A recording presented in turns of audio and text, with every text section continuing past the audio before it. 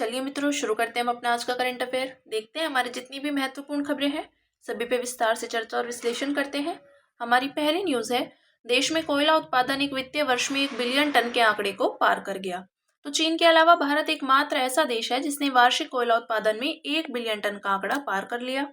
इस उपलब्धि को हासिल करने का महत्व जानते हैं तो ऊर्जा सुरक्षा को बढ़ावा देना, कोयला एनर्जी मिक्स में लगभग 55% और बिजली उत्पादन में लगभग 74% का योगदान देता है। अर्थव्यवस्था को सशक्त बनाना, तो उत्पादन में वृद्धि से कोयले का आयात कम होगा और विदेशी मुद्रा की बचत होगी। भारत ने ये महत्वपूर्ण उपलब्धि कैसे हासिल की, देखते हैं। प्रमुख सुधार, तो कोयला खान अधिनियम 2015 ने निजी कंपनियों द्वारा कोयला खदानों में कोयले के वाणिज्यिक खनन का मार्ग प्रशस्त किया। खान और खनिज संशोधन अधिनियम 2021 विशेष रूप से कोयले के लिए कंपोजिट प्रोस्पेक्टिंग लाइसेंस का माइनिंग लीज की अनुमति देता है। पहले कौन सी है, तो एकीकृत कोयला लॉजिस्टिक नीति और योजना 2024 आरंभ की गई। कोयला क्षेत्र के लिए पीएम गति शक्ति राष्ट्रीय मास्टर प्लान शुरू किया गया। अन्य है मिशन कॉकिंग कोल, राष्ट्रीय कोयला सूचकांक आदि। एफडीआई नीति, तो कोयला खनन में स्वचालित मार्ग के तहत 100% एफडीआई की अनुमति दी गई। इससे वैश्विक विशेषज्ञता और उन्नत प्रौद्योगिकियां हासिल हुई हैं। कोयला क्षेत्र के समक्ष मौजूद चुनौतियां और चिंताएं कौन सी हैं, तो कोयले के खिलाफ वैश्विक प्रतिरोध। विकसित देश कोयले के उत्पादन एवं उपयोग को चरणबद्ध तरीके से समाप्त करने पर जोर दे रहा है।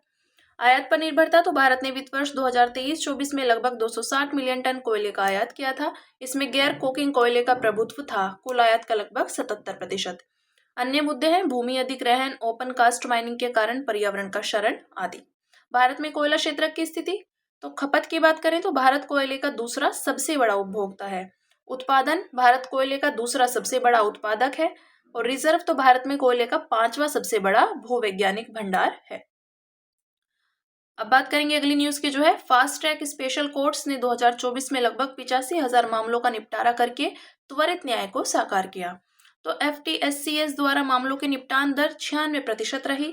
एफटीएससीएस ने बलात्कार और पोक्सो अधिनियम के तहत दर्ज मामलों में तेजी से कानूनी कार्यवाही सुनिश्चित की है। इस प्रकार पीड़ितों के लिए न्याय में उल्लेखनीय तेजी देखी गई।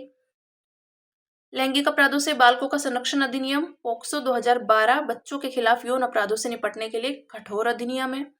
फास्ट ट्रैक स्पेशल कोर्ट्स के विषय में जानते हैं, तो ये योजना जो है एक केंद्र प्रायोजित योजना है और इस योजना का कार्यान्वयन कानून और न्याय मंत्रालय के तहत न्याय विभाग करता है।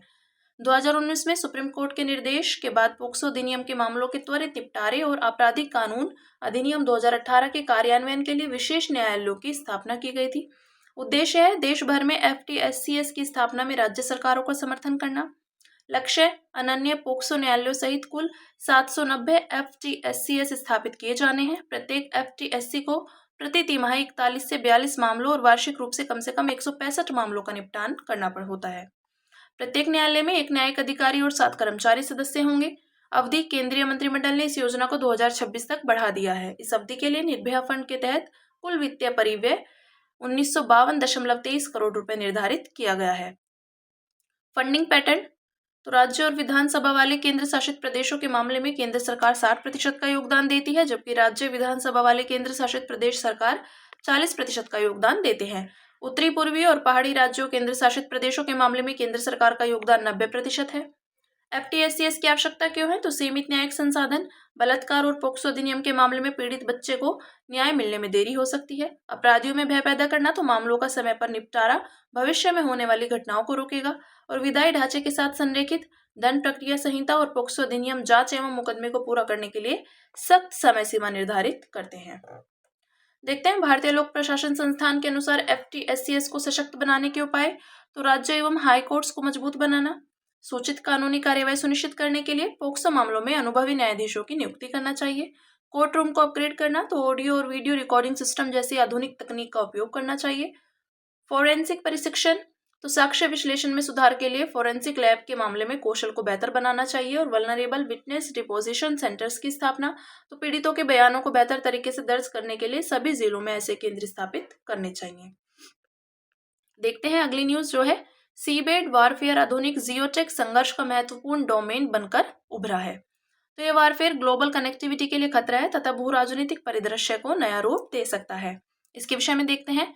इसमें जलमग्न समुद्री अवसंरचना को नुकसान पहुंचाने या उनकी सुरक्षा करने के लिए समुद्र नीतल यानी सीबेड पर या वहां से या उसे लक्षित करके सैन्य अभियान शामिल है। इस वारफेयर में उपयोग किए जाने वाले साधनों में मानव रहित under water vehicle, remotely operated vehicle और सबमर्सिबल आदि शामिल हैं। इस वारफेयर की बढ़ती अवधारणा के लिए उत्तरदायी कारक तो समुद्र में जलमग्न अवसंरचना पर बढ़ती निर्भरता, इसमें कम्युनिकेशन केबल्स, एनर्जी पाइपलाइंस आदि शामिल हैं। गहरे समुद्र में जुड़ी प्रौद्योगिकी उन्नति, तो इससे सीबेड वॉरफेयर का दायरा बढ़ा है। पहले यह केवल कम्युनिकेशन केबल्स को क्षति पहुंचाने और ग्लोबल कनेक्टिविटी को बाधित करने तक सीमित था, लेकर अब निगरानी, टोही और साइबर वॉरफेयर जैसे जटिल कार्यों तक बढ़ गया है। महासागरीय अर्थव्यवस्था की बढ़ती क्षमता, तो आर्थिक सहयोग एवं विकास संगठन के अनुसार इसकी क्षमता 2030 तक $3000 बिलियन तक पहुंच सकती है। इसमें तेल व गैस अन्वेषण, फाइबर ऑप्टिक कम्युनिकेशन के लिए जलमग्न केबल्स जैसी कई गतिविधियों में भविष्य की अपार संभावनाएं हैं। सीबेड वॉरफेयर में क्षमता निर्माण की आवश्यकता क्यों है? तो बढ़ते भू राजनीतिक हित। फ्रांसीसी नौसेना ने 2022 में अपने सामरिक सीबेड वॉरफेयर सिद्धांत को जारी किया था। इसमें संयुक्त राज्य अमेरिका, यूनाइटेड किंगडम, चीन जैसे अन्य देश भी समान रूप से रुचि दिखा रहे हैं। हिंद प्रशांत क्षेत्र की सुरक्षा, तो इस क्षेत्र में महत्वपूर्ण समुद्री जलमग्न कम्युनिकेशन केबल्स, आवश्यक पाइपलाइंस, एनर्जी रूट्स आदि मौजूद है। इस क्षेत्र में चीन के बढ़ते प्रभाव के कारण इनकी सुरक्षा को लेकर चिंताएं बढ़ गई हैं। बढ़ता तनाव, तो हालिया घटनाओं जैसे नॉर्ड स्ट्रीम 1 और नॉर्ड स्ट्रीम 2 गैस पाइपलाइनों में विस्फोट, बाल्टिक सागर में जलमग्न कम्युनिकेशन केबल्स को क्षति पहुंचाने की घटनाएं आदि के रूप में यह स्पष्ट है। समुद्र नीतल आधारित निगरानी का निर्माण करना, तो पनडुब्बियों की गतिविधियों पर नजर रखने के लिए आधुनिक नौसैनिक रणनीति का निर्माण करना जरूरी है। देखते हैं सीबेड वॉरफेयर के दायरे। तो भौतिक हमले, तो कम्युनिकेशन केबल्स काटना या पाइपलाइनों को नुकसान पहुंचाना। साइबर ऑपरेशन, समुद्र में जलमग्न केबल से होने वाले डेटा प्रवाह को मेलवेयर या जासूसी उपकरणों का उपयोग करके निशाना बनाना। और फिर है निगरानी, तो खुफिया जानकारी इकट्ठा करने के लिए सेंसर का उपयोग करना या केबल्स को टैप करना। ये बात की हमने सीबेड वॉरफेयर के दायरे की। अब बात करेंगे अगली न्यूज की, जो है PMAYU 2.0 के तहत केंद्रीय स्वीकृति और निगरानी समिति की पहली बैठक आयोजित हुई। तो प्रधानमंत्री आवास योजना शहरी 2.0 के निम्नलिखित घटकों के अंतर्गत कुल 3.52 लाख से अधिक घरों को मंजूरी दी गई है। लाभार्थी द्वारा स्वयं घर निर्माण और साझेदारी में किफायती आवास निर्माण, इसके विषय में जानते हैं। तो उद्देश्य है, यह योजना 5 वर्षों में शहरी क्षेत्रों में घर बनाने, खरीदने या किराए पर लेने के लिए राज्यों, केंद्र शासित प्रदेशों, प्राथमिक ऋण संस्थानों के माध्यम से 1 करोड़ शहरी गरीब और मध्यवर्गीय परिवारों को केंद्रीय सहायता प्रदान करेगी। आवासन एवं शहरी कार्य मंत्रालय कार्यान्वयन एजेंसियों को प्रौद्योगिकी नवाचार अनुदान प्रदान करेगा। योजना के तहत न्यूनतम 30 वर्ग मीटर कॉर्पोरेट एरिया वाले घरों के निर्माण का समर्थन किया जाता है। घर में बुनियादी नागरिक सुविधा और सामाजिक बुनियादी ढांचे का निर्माण भी शामिल है। अवधि, यह योजना 5 साल तक चलेगी। इसे 1 सितंबर 2024 को शुरू किया गया था। योजना का प्रकार, तो ब्याज सब्सिडी घटक केंद्रीय क्षेत्र की योजना है, शेष अन्य घटक केंद्र प्रायोजित योजना है। कार्यान्वयन है आवासन और शहरी कार्य मंत्रालय। पात्र लाभार्थी देश में किसी भी जगह अपना पक्का घर नहीं होना चाहिए और इससे निम्नलिखित में से किसी एक वर्ग का होना चाहिए। आर्थिक रूप से कमजोर वर्ग, निम्न आय वर्ग तथा मध्य आय वर्ग, विधवाओं, एकल महिलाओं, दिव्यांग व्यक्तियों, वरिष्ठ नागरिकों, ट्रांसजेंडर्स, अनुसूचित जातियों, अनुसूचित जनजातियों आदि को प्राथमिकता दी गई है। योजना का महत्व है, तो योजना के तहत अब तक एकल महिलाओं और विधवाओं सहित महिलाओं के लिए 2.67 लाख से अधिक घर स्वीकृत किए जा चुके हैं। समावेशिता को बढ़ावा देना, तो अनुसूचित जातियों के लिए लगभग 80,000 मकान, अनुसूचित जनजातियों के लिए 15,000 मकान तथा ट्रांसजेंडर्स के लिए 90 मकान स्वीकृत किए गए हैं। इसके प्रमुख घटक जानते हैं। तो लाभार्थी द्वारा स्वयं घर निर्माण, आर्थिक रूप से कमजोर वर्ग यानी EWS परिवारों को अपनी जमीन पर घर बनाने के लिए वित्तीय सहायता दी जाएगी। साझेदारी में किफायती आवास, तो EWS वर्ग के लोग सरकारी या निजी कंपनियों द्वारा बनाई गई अपार्टमेंट परियोजनाओं में आवंटित घर खरीद सकते हैं। और किफायती किराया आवास, इसके लिए निम्नलिखित 2 तरीके अपनाए जाएंगे। पहला, सरकारी खाली आवासों को किफायती किराया आवास में बदलना, और दूसरा, निजी या सार्वजनिक एजेंसियों द्वारा किराए के आवासों का निर्माण, संचालन और रखरखाव। फिर है ब्याज सब्सिडी योजना, तो अधिकतम लोन 25 लाख रुपए और अधिकतम घर की कीमत होनी चाहिए 35 लाख रुपए। ठीक है, अब देखते हैं अगली न्यूज, जो है वाणिज्य संबंधी संसदीय स्थायी समिति ने श्रम गहन क्षेत्रकों के लिए PLI योजना उपलब्ध कराने की सिफारिश की। तो इस समिति ने रसायन, चमड़ा, परिधान और हस्तशिल्प जैसे श्रम गहन क्षेत्रकों के लिए भी उत्पादन से संबंध प्रोत्साहन योजना उपलब्ध कराने की सिफारिश की है। सिफारिश भारत के विनिर्माण क्षेत्र को निर्यात को बढ़ावा देने में PLI योजना की सफलता को देखते हुए की गई है। उत्पादन से संबंध प्रोत्साहन योजना के विषय में देखते हैं, यानी PLI के विषय में। यह योजना 2020 में 1.97 ट्रिलियन रूप से परिव्यय के साथ शुरू की गई थी। यह मेक इन इंडिया पहल के अनुरूप है। मेक इन इंडिया का उद्देश्य भारत को वैश्विक विनिर्माण केंद्र बनाना है। उद्देश्य है विनिर्माण क्षेत्र को मजबूत करना, आयात पर निर्भरता कम करना तथा विकास और संधारणीयता के बीच संतुलन स्थापित करना। इसमें कवर किए गए क्षेत्र हैं तो इसमें मोबाइल विनिर्माण और निर्धारित इलेक्ट्रॉनिक घटक, advanced chemistry, cell battery, white goods जैसे 14 क्षेत्र शामिल हैं। प्रोत्साहन तो पात्र कंपनियों को वृद्धिशील बिक्री पर 4% से 6% तक का प्रोत्साहन प्रदान किया जाता है। इसके लिए भारत में पंजीकृत घरेलू और विदेशी दोनों तरह की कंपनियां प्रोत्साहन के लिए पात्र हैं। दृष्टिकोण तो इसमें प्रदर्शन आधारित अप्रोच अपनाया जाता है, जिससे केवल विदेश के निवेशकों का ध्यान ही नहीं खींचा जाता बल्कि व्यवसाय को अत्याधुनिक तकनीकें अपनाने और उत्पादन लागत घटाने के लिए भी बढ़ावा मिलता है। पहला योजना की प्रासंगिकता और आवश्यकता तो विनिर्माण को बढ़ावा, ये 2025 तक जीडीपी में विनिर्माण की हिस्सेदारी को 17% से बढ़ाकर 25% करने के लक्ष्य के लिए आवश्यक है। रणनीतिक क्षेत्रों को समर्थन तो उदाहरण के लिए भारत ने 2024 में दूरसंचार संबंधी उत्पादों में लगभग 60% आयात प्रतिस्थापन हासिल कर लिया है। अन्य है, इससे निर्यात प्रतिस्पर्धात्मकता को बढ़ाने में मदद मिलती है। पहला योजना और मुख्य उपलब्धियां क्या हैं इसकी तो निवेश प्राप्त 1.46 लाख करोड़ रुपए, उत्पादन का मूल्य 12.50 लाख करोड़ रुपए, रोजगार सृजन 9.5 लाख प्रत्यक्ष और अप्रत्यक्ष दोनों, निर्यात 4 लाख करोड़ रुपए। यह है अगस्त 2024 तक। अब देखते हैं अन्य सुर्खियां, जिसमें पहली न्यूज है ओटावा कन्वेंशन। तो उत्तर अटलांटिक संधि संगठन यानी नाटो के सदस्य पोलैंड, लिथुआनिया, लातविया और एस्टोनिया रूस से सैन्य खतरे के कारण ओटावा कन्वेंशन से अलग होने की योजना बना रहे हैं। इसके विषय में देखते हैं। इस कन्वेंशन का आधिकारिक नाम convention on the prohibition of the use, stockpiling, production and transfer of anti personnel mines and on their destruction है। उद्देश्य है पक्षकारों देशों को किसी भी परिस्थिति में एंटी पर्सनल माइंस का उपयोग, विकास या भंडारण न करने हेतु बाध्य करता है। इसके अलावा उन्हें ऐसी माइंस को नष्ट करने के लिए भी बाध्य किया गया है। इसे ओस्लो 1997 में अपनाया गया था। इसे 1997 से 1999 तक ओटावा में हस्ताक्षर के लिए प्रस्तुत किया गया था और 1999 में प्रभावी हुआ था। यह हस्ताक्षर करता है 133 देश, भारत इसका हस्ताक्षर करता नहीं है। रिपोजिटरी तो संयुक्त राष्ट्र के महासचिव। फिर अगली न्यूज है रायसीना डायलॉग 2025। तो नई दिल्ली में रायसीना डायलॉग का 10वां संस्करण आयोजित किया गया। इसकी मेजबानी विदेश मंत्रालय के सहयोग से ऑब्जर्वर रिसर्च फाउंडेशन करता है। यह समकालीन भू राजनीति और भू अर्थशास्त्र मुद्दों पर भारत के प्रमुख सम्मेलन के रूप में उभरा है। यह वैश्विक समुदाय के समक्ष विद्यमान सर्वाधिक चुनौतीपूर्ण मुद्दों को संबोधित करने के लिए प्रतिबद्ध है। भागीदारी तो 10वें संस्करण में लगभग 125 देशों के प्रतिनिधियों ने भाग लिया था। इनमें मंत्री, राष्ट्राध्यक्ष व सरकार प्रमुख, शिक्षाविद, थिंक टैंक, युवा आदि शामिल हैं। थीम 2025 क्या है तो कालचक्र, पीपल, पीस एंड प्लैनेट। इसमें चर्चा 6 प्रमुख विषयों पर केंद्रित रही, जैसे ग्रीन ट्राइलेमा, डिजिटल प्लैनेट आदि। अगली न्यूज है फिर प्रूफ ऑफ ओरिजिन। तो वित्त मंत्रालय ने कस्टम संशोधन नियम अधिसूचित किए। नियम 2020 के नियमों में संशोधन करते हैं। ये नियम सीमा शुल्क अधिनियम 1962 के अनुसार अधिसूचित किए गए हैं। नए नियमों के विषय में देखते हैं।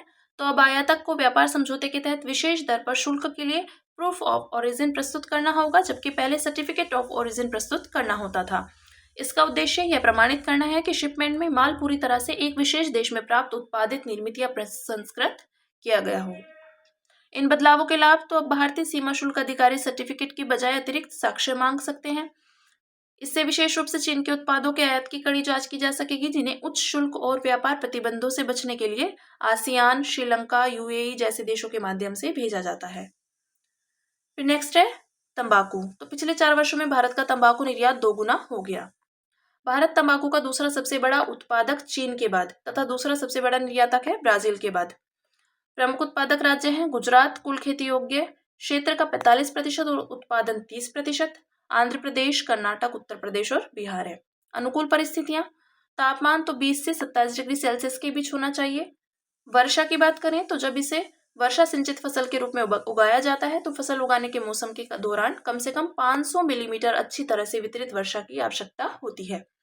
जिस क्षेत्र में वर्षा 1200 मिलीमीटर से अधिक होती है वहां पर आमतौर पर इसकी खेती नहीं की जाती है। मृदा तो रेतीली या बलुई दोमट मिट्टी सबसे उपयुक्त होती है। इसका एक अपवाद है आंध्र प्रदेश के कुछ क्षेत्र, जहां गहरी काली मृदा में तंबाकू का उत्पादन किया जाता है। इस क्षेत्र में सिगरेट में इस्तेमाल होने वाले तंबाकू का उत्पादन किया जाता है। फिर नेक्स्ट है सहयोग पोर्टल। तो केंद्र और राज्य सरकारें ऑनलाइन कंटेंट को ब्लॉक करने के लिए सहयोग पोर्टल के माध्यम से आदेश जारी कर रही है। मिशन है इसका देश में साइबर अपराध की रोकथाम, पता लगाने, जांच करने और मुकदमा चलाने के लिए एक प्रभावी फ्रेमवर्क व संस्थागत व्यवस्था बनाना। मंत्रालय है गृह मंत्रालय।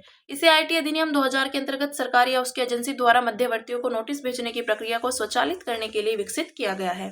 या किसी गैर कानूनी एवं दुर्भावनापूर्ण कार्य को करने के लिए उपयोग की जा रही किसी भी सूचना, डेटा या कम्युनिकेशन लिंक को हटाने या निष्क्रिय करने की सुविधा प्रदान करता है। यह देश की सभी अधिकृत एजेंसियों और सभी मध्यवर्तियों को एक मंच पर लाता है। फिर नेक्स्ट है अल्टरमैग्नेटिज्म। तो स्वीडन के शोधकर्ताओं ने अल्टरमैग्नेटिज्म नामक एक प्रकार के चुंबकत्व की सूचना दी। इसके विषय में देखते हैं। ये लोह चुंबक और गैर लोह चुंबक दोनों के लाभकारी गुण को समेकित करता है। यह गुण इसे पारंपरिक लोह चुंबक और गैर लोह चुंबक दोनों से अलग बनाता है। पारंपरिक चुंबक जैसा लोहा, निकल आदि पुश और पुल फोर्स प्रदान करने के लिए संरेखित स्पिन्स पर निर्भर करते हैं, वही गैर लोह चुंबक इन बलों को काट देते हैं। अल्टरमैग्नेट्स में जीरो नेट मैग्नेटाइजेशन और नॉन रिलेटिविस्टिक स्पिन स्पिल्टिंग ये दोनों गुण होते हैं। उपयोग है मेमोरी डिवाइस की परिचालन गति बढ़ाने में सहायक सिद्ध हो सकता है और इलेक्ट्रॉनिक प्रणालियों की दक्षता और प्रदर्शन को बेहतर बना सकता है।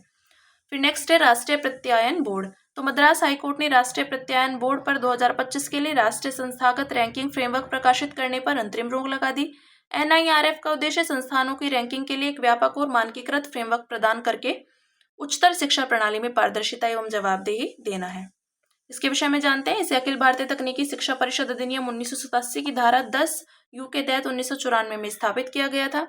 2010 में NBA को एक स्वायत्त संस्था बना दिया गया था। प्रमुख कार्य हैं, यह इंजीनियरिंग, प्रौद्योगिकी, प्रबंधन आदि में डिप्लोमा से लेकर पोस्ट ग्रेजुएट स्तर तक तकनीकी संस्थानों द्वारा प्रस्तुत प्रोग्राम्स की गुणवत्ता की जांच करता है। NBA संस्थाओं को नहीं बल्कि उनके प्रोग्राम्स को प्रत्यायन देता है। ये बात की NBA की। अब बात करेंगे मुजारा आंदोलन की। तो 19 मार्च को मुजारा आंदोलन की वर्षगांठ मनाई गई।